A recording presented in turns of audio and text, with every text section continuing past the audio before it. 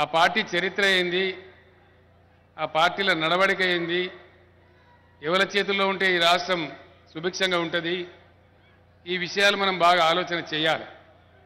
ప్రజాస్వామ్యంలో పరిణతి అనే మాట నేను ఎందుకు వాడినా అంటే, అట్లా ఆలోచించి ఓటేసే సమాజాలలో చాలా అభివృద్ధి జరుగుతూ ఉంది, ఆ దేశాలు ముందుకు పోతూ ఉన్నాయి. మన దేశంలో కూడా ఆ పరిస్థితి రావాలని చెప్పి నేను కోరుతా ఉన్నా. కానీ మన దేశంలో అంతా ఉల్టా పల్టా ఉంటుంది. ఎలక్షన్ వచ్చిందంటే అన్ని అబద్ధాలు, అబాండాలు, తిమ్మిని బమ్మి చేయడం, ఉన్నది లేనట్టు చెప్పడం, పచ్చి అబద్ధాలు కూడా ప్రచారం చేయడం, లేని ఆరోపణలు చేయడం, చాలా దుర్మార్గాలు జరుగుతూ ఉంటాయి. ఆ పరిస్థితి నుంచి దేశం బయటపడాలి.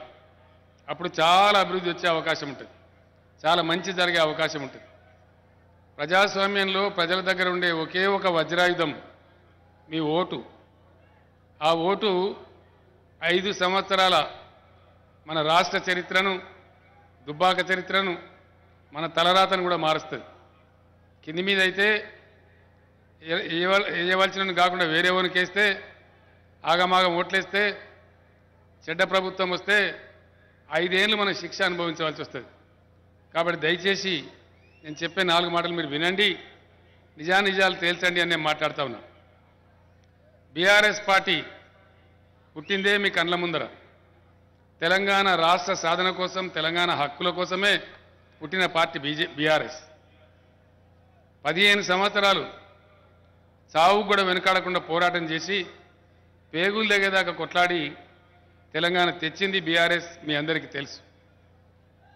ఉన్న తెలంగాణ ఊడగొట్టిందే కాంగ్రెస్ పార్టీ. వేరే ఎవరో మన శత్రువులు కాదు. తెలంగాణ ఉన్నది బాగుండే హైదరాబాద్ స్టేట్ పేరుతోని, దాన్ని ఊడగొట్టి జబర్దస్తిగా ఆంధ్రలో కలిపి 58 ఏళ్ళు మనం గొడగొడ ఏడ్చినాం, గోసపడ్డాం. మీ అందరికీ తెలుసు 2014లో తెలంగాణ వచ్చినాడు ఏంది మన పరిస్థితి. కరెంటు లేదు, మంచినీళ్ళు లేవు,